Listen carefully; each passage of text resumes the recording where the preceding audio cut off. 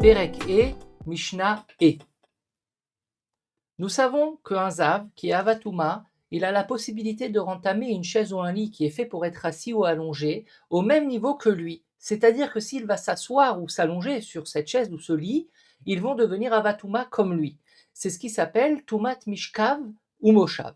Dans la première partie de la Mishnah, nous allons étudier que faire passer la Touma du Zav qui est Avatouma à la chaise ou au lit, eh ben, ça demande certaines contraintes.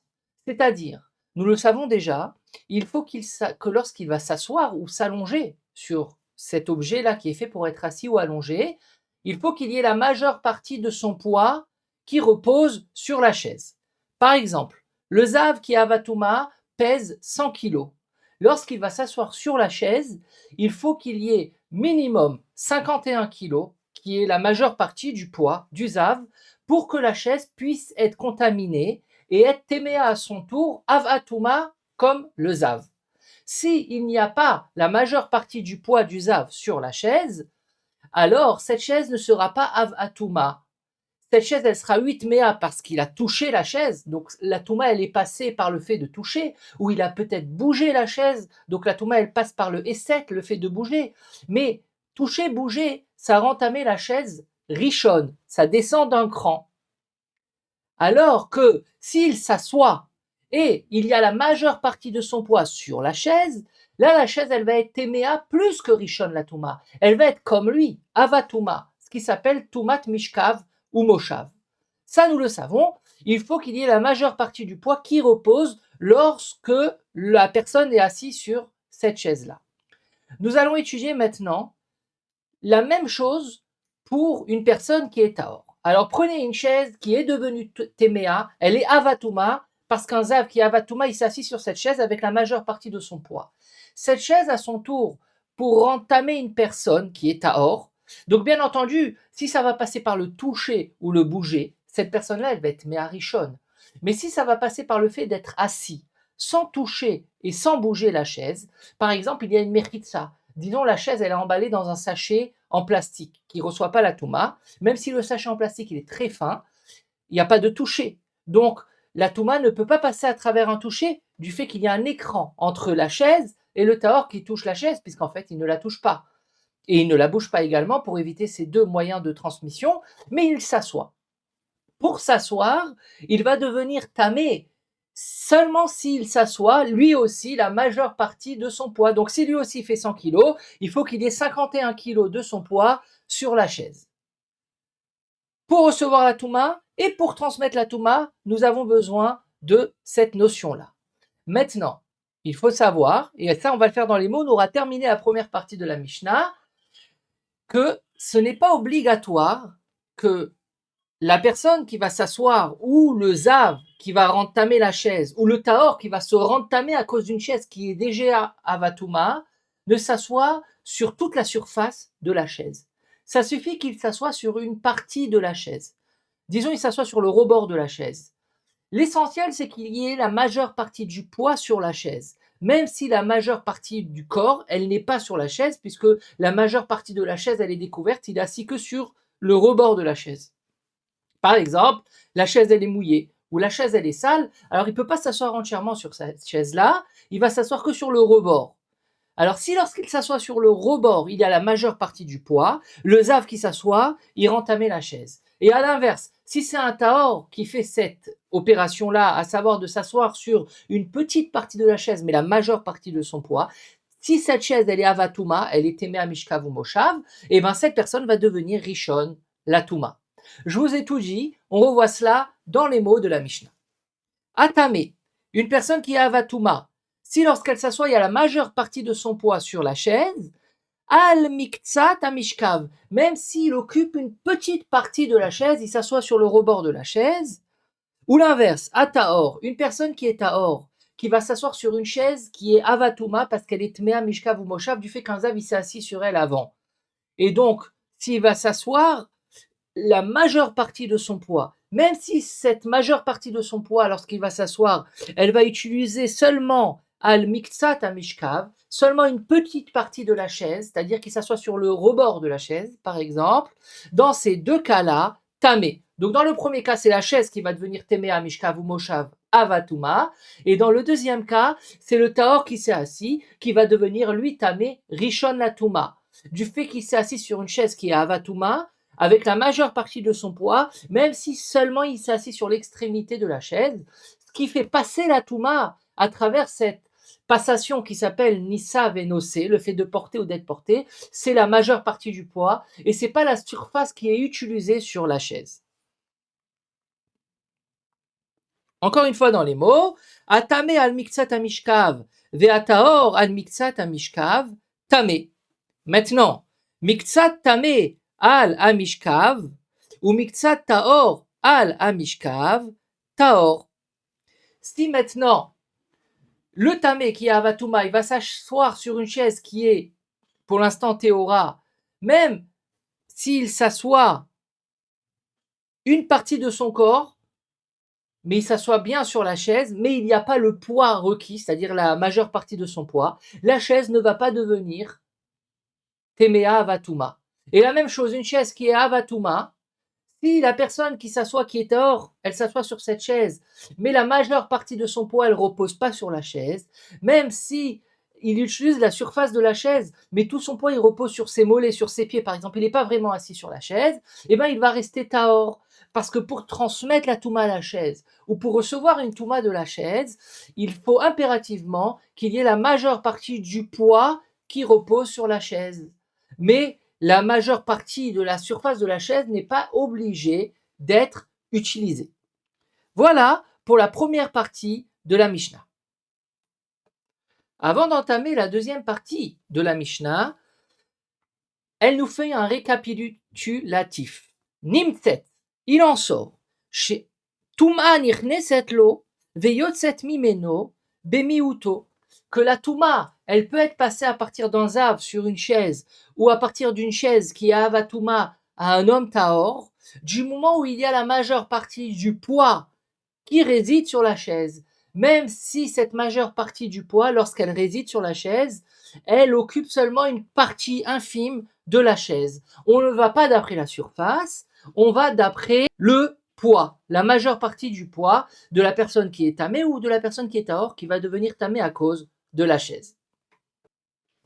Maintenant, lorsque ce n'est pas un être humain qui s'assoit sur la chaise, c'est un objet ou un aliment, comme par exemple un kikar de trouma, une miche de pain qui est terouma, donc qui est fait avec de la farine qui a été donnée au kohanim, donc elle est trouma. Nous savons tous la différence qu'il y a entre une miche de pain choulin et une miche de pain trouma, c'est que le choulin, donc quelque chose qu'un juif normal utilise, il n'a pas de gdoucha, il peut être tamé rishon, sheni, ça s'arrête là.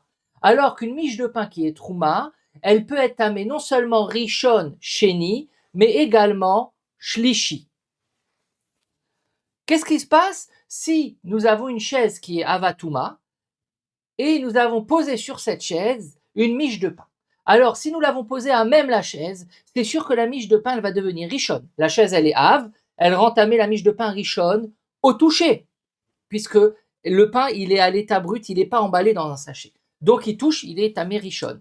Bouger, dans le cas de la miche de pain, ça n'existe pas trop parce que c'est pas très lourd.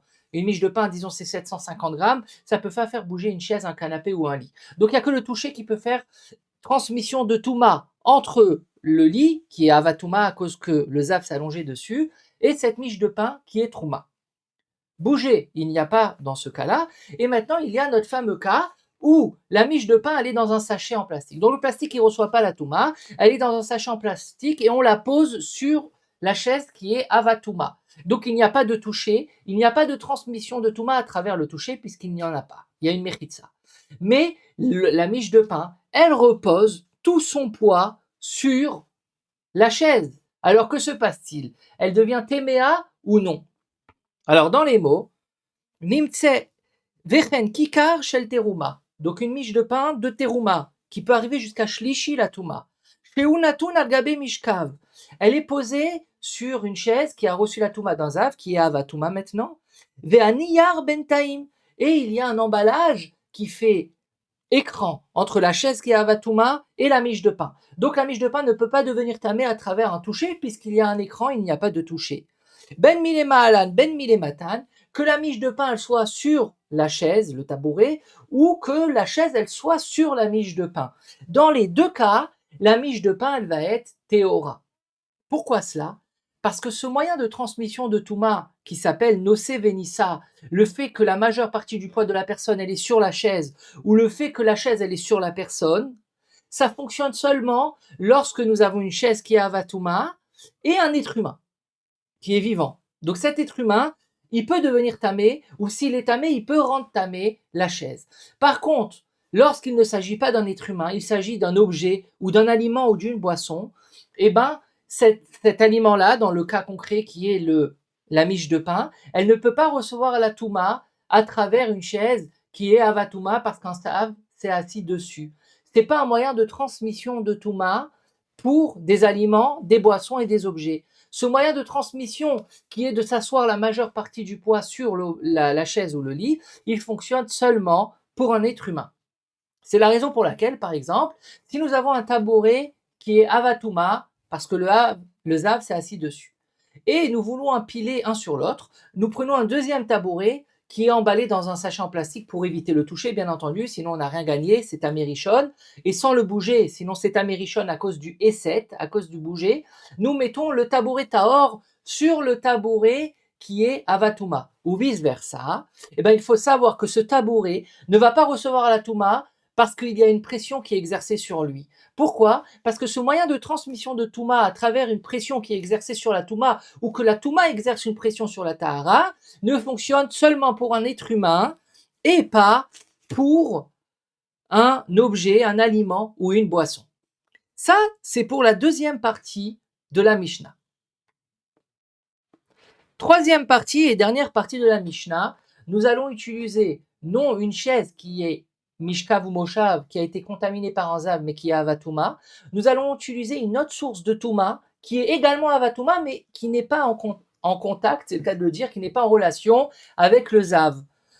Nous avons étudié dans Masechet Negaim que si la Tsaraat, elle arrive sur une maison, disons sur deux pierres à l'intérieur d'une maison rouge ou vert de la taille de 2 gris, je vous invite à étudier Masechet Negaim, et le Kohen a demandé d'enlever ces pierres-là.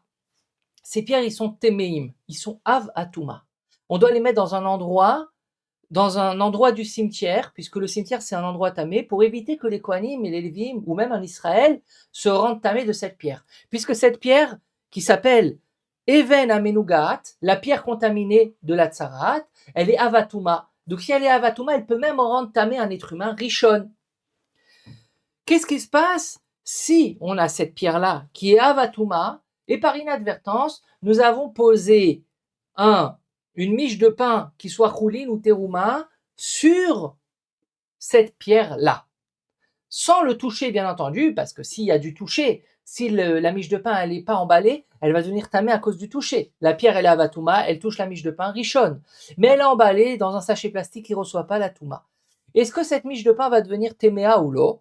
Alors d'après Chachamim, qui comme cela est l'alacha, c'est Taor. C'est le même principe des tabourets ou le même principe de la miche de pain de Trouma qui était sur une chaise qui était Mishkav ou Moshav, qui était Avatouma. La chaise, elle ne rend pas tamé la miche de pain.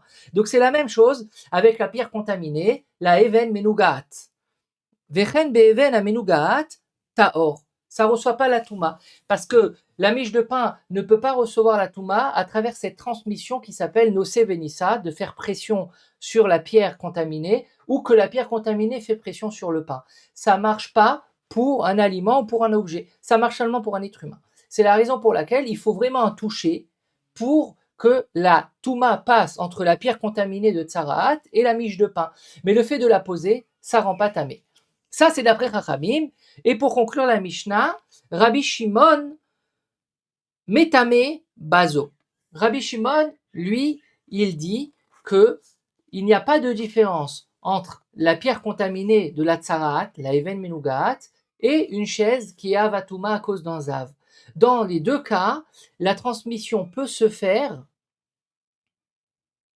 à travers le fait que l'on pose la miche de pain sur la pierre qui est Menugaat. Et cette pierre, elle va devenir Téméa. Et pourquoi cela? Parce que d'après Rabbi Shimon, la pierre qui est Menougaat, eh ben, elle a son espace à elle. Et du moment où on rentre dans son espace, on se pose dans son espace, eh ben, la Touma est transmissible. Mais la halakha, elle n'est pas comme Rabbi Shimon.